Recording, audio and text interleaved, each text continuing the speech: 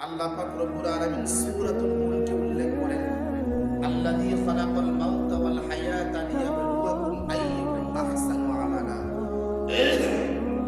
আমি মানুষকে সৃষ্টি করার পরে তার ভিতরে দুইটা অধ্যায় রেখেছি, একটা হলো হায়াতের অধ্যায়, আরেকটা হলো মৌতের অধ্যায়। এই হায়াত আর মৌত আমি দিয়েছি দুনিয়াতে এদেরকে পরীক্ষা করার জন্য।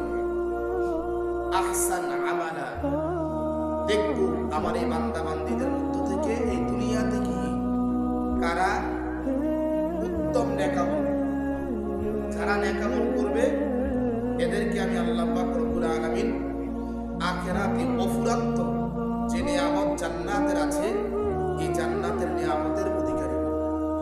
তাহলে দুনিয়া একটা পরীক্ষার জায়গা, এখানে আমাদের হায়াতটাও পরীক্ষা, মৌতটাও পরীক্ষা।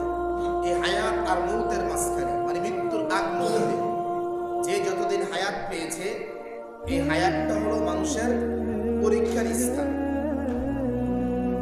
সর্বোপরি আমরা লক্ষ্য করে দেখব পুরা পৃথিবীতে যত বড় বড় পরীক্ষার হল রুম আছে, সেন্টার আছে, এই সবগুলো পরীক্ষার হলে আর সেন্টারে প্রত্যেকটা পরীক্ষককে যারা পরীক্ষা দেয় এদেরকে কমপক্ষে 3 ঘন্টা সময় দেয়। পরীক্ষার জন্য সময় কয় ঘন্টা দেয়? খুব খেয়াল করেন, সময় কয় ঘন্টা দেয়? প্রত্যেক পৃথিবীতে যত পরীক্ষা হল আছে এবং যত ছাত্র পরীক্ষা দিবে সকলের জন্য সময় কয় ঘন্টা? এরপরে যদি কেউ মাসিক পরীক্ষা দেয়, আবার অনেক স্কুলে বর্তমানে আকর্ষণ করার জন্য সাপ্তাহিক পরীক্ষা নেয়, মাসিক পরীক্ষা নেয়।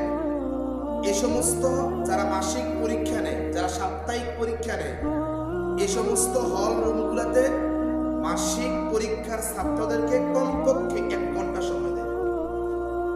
তাহলে পৃথিবীর মানুষের দৃষ্টিকোণ থেকে যত পরীক্ষা আছে এই পরীক্ষাকে ভাগ করেছে 3টা ভাগে, 2টা ভাগে।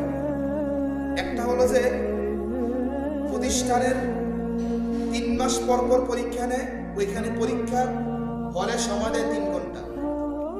আর কিছু প্রতিষ্ঠান আছে মাসিক পরীক্ষা নেয়, এখানে পরীক্ষার সময় দেয় কত ঘন্টা?